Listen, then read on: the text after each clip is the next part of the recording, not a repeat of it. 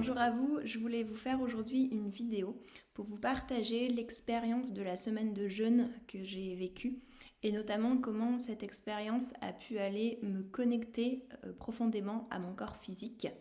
Et je pense que c'est riche d'enseignements et il y a beaucoup de croyances qui ont été balayées durant cette semaine et du coup je trouve ça intéressant de pouvoir partager cela avec vous. J'avais décidé de commencer mon jeûne un vendredi en fin de semaine parce que je profitais d'une semaine de off, de vacances pour pouvoir le faire. Et en fait, il se trouve que le mercredi, vers 4h, 4h30, je suis tombée malade.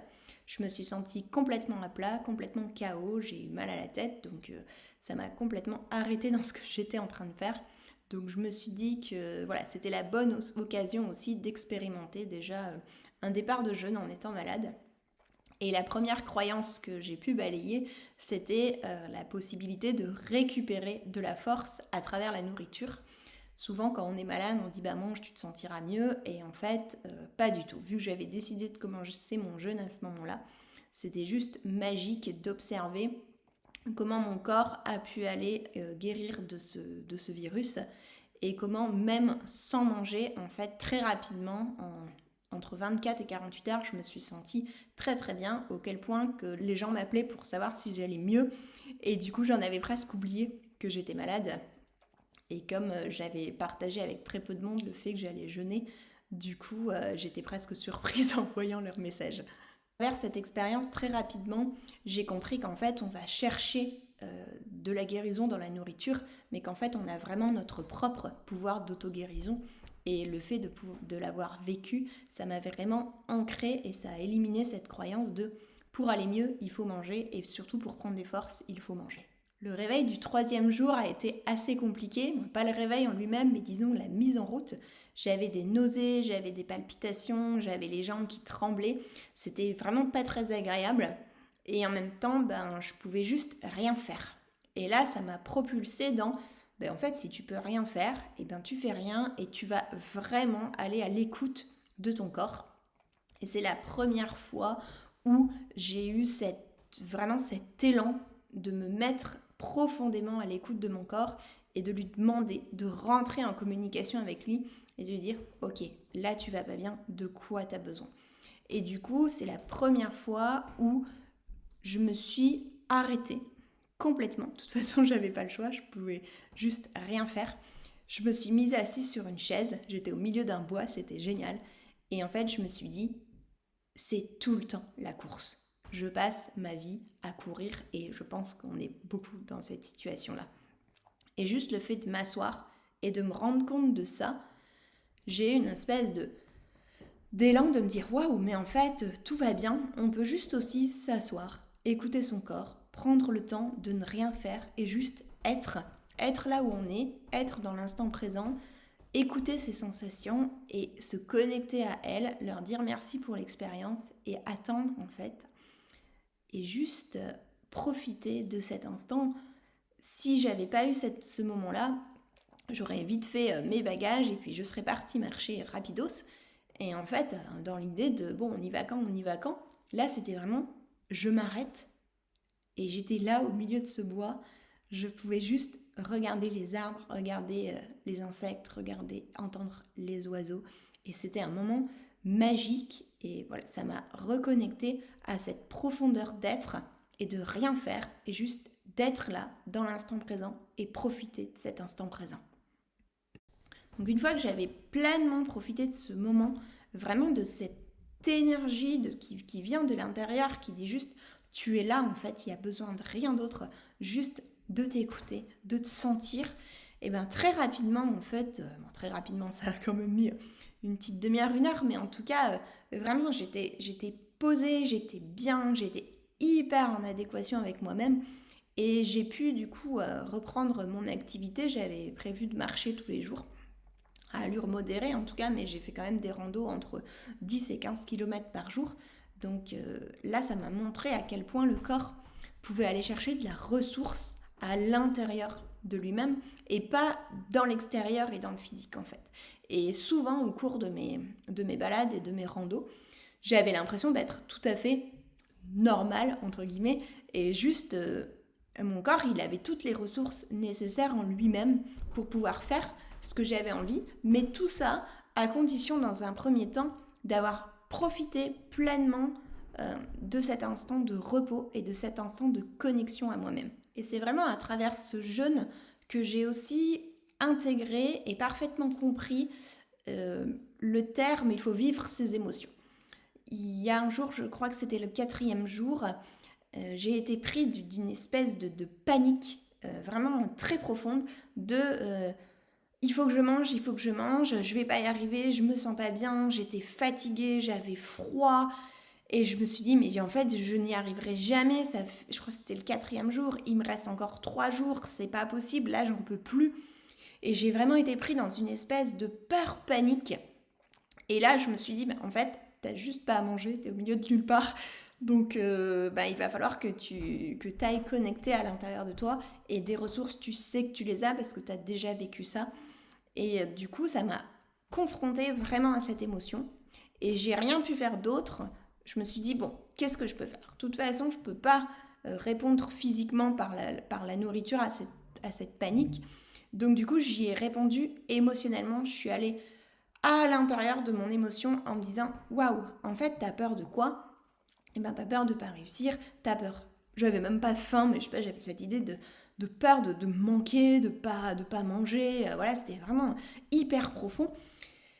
Et je me suis dit, bon bah ok, vis ton émotion, ok, tu as peur, intègre-la. Et qu'est-ce que tu as besoin ? Et je me suis dit, ben là je suis fatiguée et j'ai froid. Donc en fait, je me suis encore une fois connectée à moi-même, je me suis écoutée profondément et j'ai répondu à mon besoin. Donc je me suis dit, là, à l'instant T, j'avais prévu de faire autre chose, mais en fait, c'est pas possible. Donc je reviens dans l'instant présent. J'ai peur, j'ai froid, je suis pas bien, je suis fatiguée. Et ben qu'est-ce que je fais ? J'ai pris ma couette, je me suis couchée et je me suis complètement laissée traverser par cette émotion. Et du coup, ça a duré, mais je sais pas, 1, 2, peut-être 3 minutes, j'ai pas trop la notion de temps. Et tout d'un coup, c'était complètement libéré, complètement ok. Et je me suis dit, bon ben parfait, en fait, je suis plus fatiguée, j'ai plus froid et j'ai même plus peur, en fait, je peux juste continuer ce que je suis en train de faire. Et de nouveau, en fait, cette expérience du je reviens dans mon émotion, je reviens complètement à moi, j'écoute complètement mon corps et à chaque fois que je revenais dans mon corps et je lui disais ok, en fait, je t'ai entendu, là tu es en train de me montrer quelque chose. Et à chaque fois que je faisais ce processus de retour à l'intérieur, c'est comme s'il me disait merci, c'est bon, tu peux continuer ton chemin.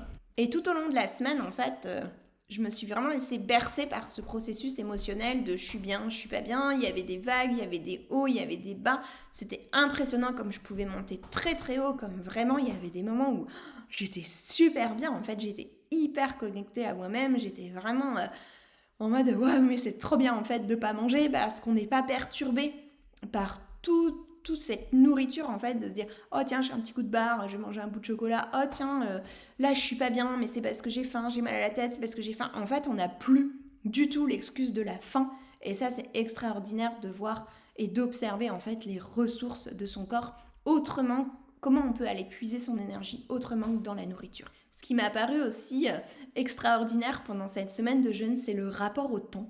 Et le rapport au temps, notamment par rapport au repas et par rapport à la nourriture. Quand on ne mange pas, on se dit, mais en fait, il est quelle heure ? Voilà, on est complètement perdu en fait. Alors les premiers jours, on a un petit peu le rythme biologique, donc ça veut dire qu'on a un peu faim à midi, on a un peu faim à 5-6 heures, on a un peu plus faim le soir. Et puis 4-5 jours après, on perd complètement ces repères physiologiques du corps qui réclament, parce qu'en fait, on n'a plus du tout la sensation de faim. Et puis, le fait de vivre complètement à son rythme, j'étais complètement paumée au niveau de la temporalité et j'ai vraiment vécu l'expérience de, oui, en fait, le temps énergétiquement n'existe pas parce que j'avais vraiment cette notion de, il n'y a pas de temps en fait, peu importe l'heure qu'il est, j'ai juste à m'écouter et juste à agir en fonction de mon ressenti et pas, il est midi, il faut que j'aille manger, tiens, c'est l'heure du goûter, c'est l'heure du repas du soir. C'était vraiment complètement... Et du coup, ma semaine... J'ai l'impression d'avoir vécu 1 mois tellement c'était intense et tellement c'était joyeux, c'était émotionnellement parlant. Du coup, au bout d'1 semaine, je me suis dit « Ah ouais, mais en fait, il s'est passé qu'1 semaine, mais j'ai vécu tellement de choses en 1 semaine. » Cette notion de temps et de temporalité, c'était extraordinaire de se dire waouh, c'est génial de vivre sans temps en fait et sans montre et juste à l'écoute de ses ressentis. Je suis vraiment ravie en fait d'avoir fait cette expérience du jeûne d'une semaine. J'avais déjà fait 4 jours il y a 2 ans et là j'avais vraiment envie de passer ce gap et de me dire ok, allez, je me lance sur une semaine. Ça a été très très riche en enseignements et surtout ça m'a permis de vraiment incarner le écoute ton corps, il sait, parce que vraiment ça m'a permis d'aller de me connecter dans mes profondeurs, d'aller à l'écoute de mes émotions, à l'écoute de mon ressenti, parce que j'avais juste ça en fait à faire et je crois que c'était vraiment l'expérience que j'ai faite. Et du coup, maintenant, je n'aurai plus aucun scrupule à dire à mes patients, en fait, écoutez votre corps. En fait, votre corps est en train de vous parler quand on a quelque part mal quelque part. C'est vraiment notre corps qui parle. Et je pense qu'on est vraiment dans une société où on n'a absolument pas appris à aller se connecter à lui. On en fait un espèce de cheval où on est toujours en train de tirer dessus parce qu'on veut qu'il nous amène là où nous, on a envie, alors que lui, il sait très bien ses besoins, il se connaît parfaitement tout seul en fait, et il n'a pas besoin de notre tête pour savoir où il doit aller. Et du coup, je pense que à travers cette semaine de jeûne, j'ai vraiment expérimenté le fait que oui, tout est possible, absolument tout peut être possible quand on écoute son corps. Et je pense notamment dans toutes ces pathologies chroniques. Du coup, ça m'a vraiment ouvert mon regard et je me suis dit, voilà, c'est vraiment ce que je vibrais à travers mes soins et à travers ce que je pouvais proposer aux gens. Mais là, je me dis vraiment, en fait, le corps, il a des ressources exceptionnelles. Et si chaque personne avait la possibilité de s'y connecter en profondeur, voilà, moi, ça m'ouvre vraiment les portes en me disant, en fait, tout est possible. Et vraiment, voilà, c'est ça que je voulais partager avec vous aujourd'hui sur ce pouvoir extraordinaire de guérison du corps quand on s'en remet complètement à lui-même. Et donc voilà, c'était vraiment une grande joie de vivre cette expérience, de l'incarner et de pouvoir comme ça me reconnecter à ce corps auquel j'ai pu souvent en fait, très très souvent d'ailleurs, tirer dessus un maximum, voire aller au-delà. J'étais plutôt, ayant fait beaucoup de sport de haut niveau, j'étais dans l'idée de... En fait, je repousse les limites de mon corps. En fait, je l'écoute pas. Il est en train de me dire qu'il souffre et qu'il a mal, mais moi, je veux aller encore plus loin parce que je veux être meilleur que celui qui est à côté de moi. Et du coup, toi, le corps, tu te tais, tu te mets au service de la compétition et tu te mets au service de j'y vais et encore et plus loin. Et là, c'est comme si ça m'avait permis de me dire waouh, mais en fait, là, je me mets juste au service de mon corps et je m'écoute. Et en faisant ça, c'est hyper riche, on se sent hyper bien. Et voilà, c'est merveilleux. Donc j'avais à cœur de partager cela avec vous aujourd'hui. Je vous embrasse bien fort et puis à la prochaine.